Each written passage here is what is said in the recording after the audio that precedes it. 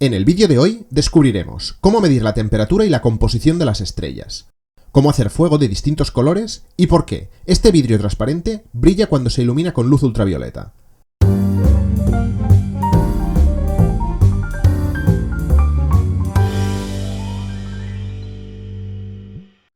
Pero para ello, necesitamos saber qué es la luz y cómo interacciona con la materia, y te aseguro que esto es algo que llevamos los científicos mucho tiempo tratando de entender.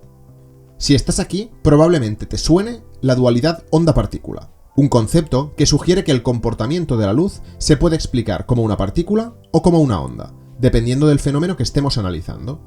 Sin embargo, los avances en física cuántica nos muestran que la luz no es exclusivamente una cosa ni la otra, sino algo mucho más complejo y contraintuitivo. Por esto, describirla como una onda o como una partícula es una simplificación, útil pero limitada, de una realidad más profunda. Mientras que el concepto de partícula es algo que tenemos más o menos claro, el de onda requiere una breve introducción. En vídeos anteriores, cuando queríamos romper una copa con la voz, hablamos de ondas y de algunas de sus propiedades. Recordemos que una onda se puede definir por su amplitud, su frecuencia y la velocidad de propagación. A pesar de que, cuando hablamos de sonido, solemos usar el término frecuencia, cuando lo hacemos de la luz es más común usar la longitud de onda, que es la distancia entre dos picos consecutivos. Dada una velocidad de propagación de la onda, frecuencia y longitud de onda son fácilmente intercambiables, del mismo modo que, para un coche que se mueve a 100 km por hora, estamos dando la misma información si decimos que llevamos una hora conduciendo o que hemos recorrido 100 km.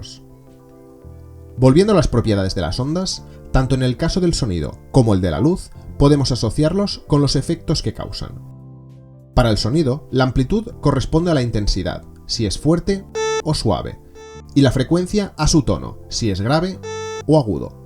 Para el caso de la luz, su amplitud corresponde también a la intensidad, el brillo, y la frecuencia, o la longitud de onda, está relacionada con el color.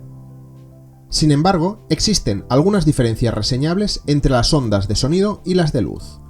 Por una parte, el sonido es una onda longitudinal, que oscila en la misma dirección en la que se propaga, mientras que la luz es una onda transversal, lo que significa que tanto la oscilación de la componente eléctrica como de la magnética son perpendiculares a la dirección de propagación. Además, el sonido es una onda que se transmite por la materia. Estamos acostumbrados a experimentar su transferencia por los gases de la atmósfera, pero también puede hacerlo por líquidos y sólidos. Lo que está claro es que sin materia no hay sonido. Es interesante ver cómo la propagación del sonido está muy relacionada con la densidad del material por el que se transmite, siendo más rápido en aquellos materiales más densos. Por este motivo, los Sioux pegaban su oreja a las vías del tren. De esta forma podían oírlos antes que mediante el sonido propagado por el aire. A diferencia del sonido, la luz la podemos definir como ondas electromagnéticas, por lo que no necesitan materia para propagarse, y pueden hacerlo en el vacío. Es más, en el caso de las ondas electromagnéticas, la materia dificulta su paso, de modo que, si dejamos aparte otras variables importantes, a mayor densidad del medio por el que se propaga, menor es la velocidad de propagación de la luz. También, de igual modo que el ser humano tan solo puede oír una parte del espectro del sonido, aproximadamente entre 20 y 20.000 Hz, también solo podemos ver una parte del espectro electromagnético, aproximadamente entre 400 y 700 nanómetros. Este espectro visible se puede observar si descomponemos la luz blanca con un prisma. Cuando la luz entra en el prisma, se refracta, porque su velocidad cambia al pasar de un medio menos denso, el aire, a uno más denso, el vidrio. En el vacío, la velocidad de la luz es 300.000 km por segundo, para todas las longitudes de onda. Pero, en otros medios, la velocidad depende de la longitud de onda. Por este motivo, cada color se desvía un ángulo distinto. El rojo, con una longitud de onda más larga, se refracta menos, y el violeta, con una más corta, se refracta más. Esto genera un espectro proyectado en la superficie mostrando los colores del arco iris. Este espectro visible es tan solo una pequeña parte de todo el espectro electromagnético. El hecho de que las ondas electromagnéticas no necesiten de materia para transmitirse, las convierte en una excelente herramienta, y muchas veces la única para estudiar aquello que no podemos llevar al laboratorio. Un claro ejemplo en el que se aprecia esta ventaja es todo aquello relacionado con la astronomía. Por ejemplo, se sabe que cuando un cuerpo se encuentra en una temperatura superior al cero absoluto, emite radiación electromagnética. Es cierto que justamente el estudio de este caso, conocido como el cuerpo negro, fue el germen de la mecánica cuántica, y que se explica mucho mejor mediante esta. Pero lo que debemos saber es que la intensidad y el intervalo de longitudes de onda emitidas por este cuerpo dependen de su temperatura. A menor temperatura, el espectro emitido está más centrado en el rojo, y a mayor temperatura hacia el azul. De este modo, podemos conocer la temperatura de una estrella analizando el espectro continuo que emite. Esto puede resultar un poco confuso, porque normalmente llamamos colores cálidos a los rojos o anaranjados, probablemente porque nos recuerdan al fuego, y fríos si son verdes o azules. La combinación de estas dos formas de referirse al color, la del cuerpo negro y la tradicional, ha dado lugar a la nomenclatura contradictoria que se usa en iluminación LED. Se habla de blanco cálido cuando tiene una tonalidad más anaranjada, que se indica como 3000 kelvins, y blanco frío con una tonalidad más azul con 6500 kelvins. Regresando a la astronomía, a principios del siglo XIX, Joseph von Fraunhofer consiguió describir de forma muy detallada el espectro solar. Este se aproxima bastante a la emisión de un cuerpo negro, de 6000 kelvins.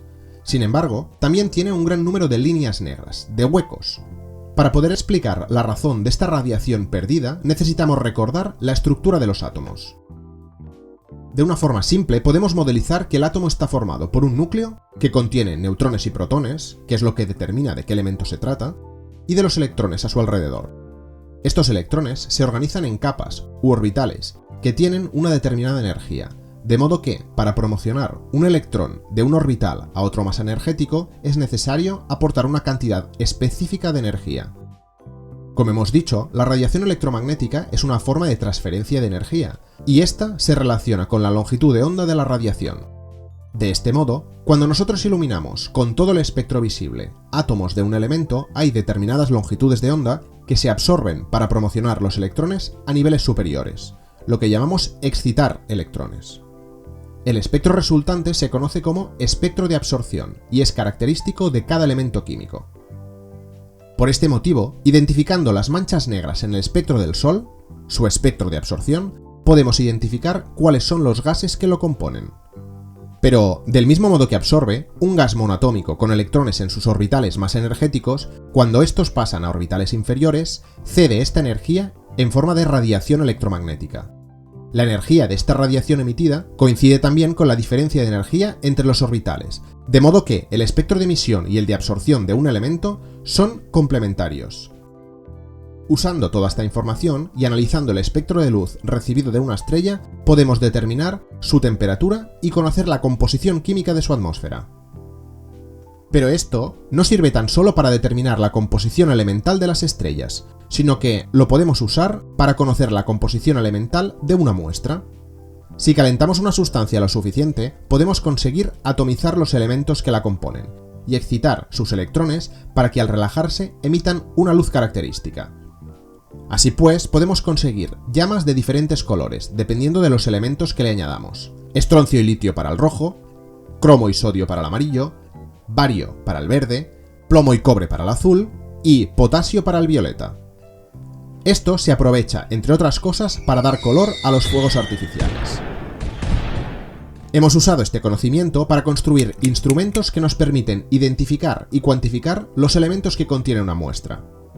Hemos dicho que las longitudes de onda emitidas dependen del elemento, pero la intensidad de la luz depende de la concentración en la que esté cada uno de estos elementos. Así pues, si atomizamos una muestra y la calentamos lo suficiente, podemos conseguir excitar alguno de los átomos. Al relajarse, estos átomos emitirán luz de una determinada longitud de onda e intensidad. Si comparamos esta señal con la de patrones de los que conozcamos su concentración, podemos determinar la concentración en la muestra. De un modo parecido, se puede usar la técnica de absorción atómica, donde se ilumina la muestra con la luz emitida por una lámpara que contiene el elemento que queremos analizar. Esta emite las líneas características del elemento, y podemos relacionar la absorción de una de estas líneas con la concentración de patrones y muestra. Ya hemos visto cómo determinar la temperatura y composición de las estrellas, y cómo hacer fuegos de distintos colores. Pero, ¿por qué estos vidrios transparentes brillan en distintos colores cuando los iluminamos con luz ultravioleta? De la misma forma que los átomos son capaces de absorber y emitir energía en forma de radiación electromagnética, cuando estos se combinan entre ellos para formar moléculas, también se pueden dar estos fenómenos. Sin embargo, cuando hablamos de moléculas, no tenemos líneas espectrales, sino bandas, puesto que se combinan las transiciones electrónicas con los modos vibracionales y rotacionales. Hay moléculas orgánicas con dobles enlaces y anillos aromáticos que presentan este tipo de actividad óptica, pero los iones metálicos, especialmente los lantánidos, también tienen esta capacidad. En este caso, los electrones se excitan mediante la luz ultravioleta, que es muy energética, y después de reorganizarse, por métodos que no emiten radiación, terminan relajándose emitiendo luz, cuyo color depende de la diferencia energética entre los dos estados. El secreto de estos vidrios transparentes es que los preparamos usando el método descrito en el vídeo anterior, pero añadiendo una pequeña cantidad de los distintos óxidos de lantánidos, específicamente cerio, samario, europio, terbio y disprosio. De esta forma tenemos vidrios completamente transparentes, que, cuando se iluminan, emiten luz visible de distintos colores. Si tienes dudas de los fenómenos físicos y sus aplicaciones en química relacionadas con la luz, no dudes en dejarlos en los comentarios. En el próximo vídeo hablaremos de la fisiología del ojo humano y de cómo somos capaces de ver los colores. Para no perdértelo, no olvides suscribirte a este canal para más ciencia en tu casa.